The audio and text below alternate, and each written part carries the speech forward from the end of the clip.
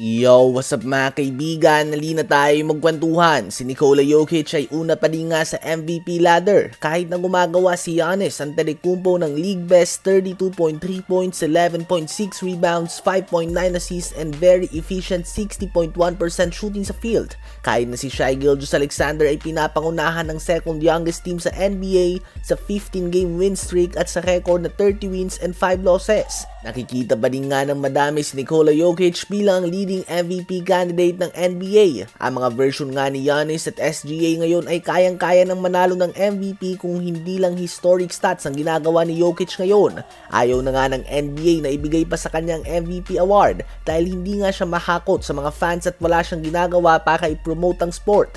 Ganun pa man, mahirap nga na hindi ibigay ang MVP sa isang player na nag-average ng 31.5 points, 13 rebounds, 9.7 assists, and 1.7 steals per game on efficient 55.3% shooting sa field and 49.2% sa 3-point line.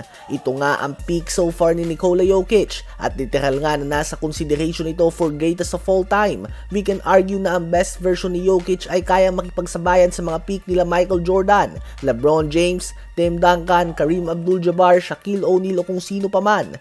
Tila ba hanggat nasa prime na nga si Nikola Jokic, hindi nga makakasingit sa MVP sila SGA at Luka Doncic or even Jason Tatum. Kayo ba mga kaibigan, kung magtatapos ang season ngayon, sa palagay nyo ba ay si Nikola Jokic pa din talaga ang MVP?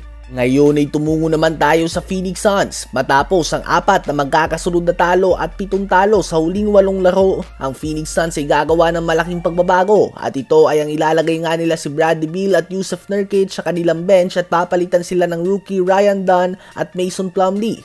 Ito nga ay isang defensive move mula kay Mike Budenholzer na nasa unang taon pa lamang ng kanyang 5-year contract. Ang Suns ang may pinakamataas na sinasahod sa kanilang mga players, subalit nasa labas nga sila ng top 10 ng West. Si Bradley Beal ay may 160 million pa na natitira sa kanyang contract, subalit tulad lang nga na napag-usapan natin kay D'Lo sa isang video, with Booker and KD sa starting lineup, siya nga ang third option sa opensa. At kung hindi naman siya na ma-maximize sa opensa, mas bagay na siya sa second unit para makabelo siya dito dahil butas din nga ang kanyang depensa.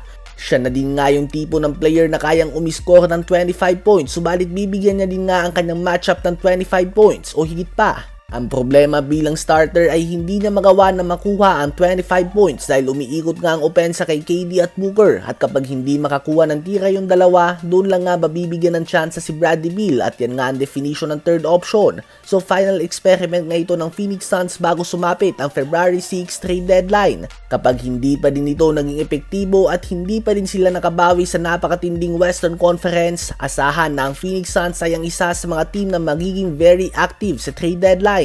Sa palagay nyo ba ay dapat nang gumawa ng trade ang Phoenix Suns?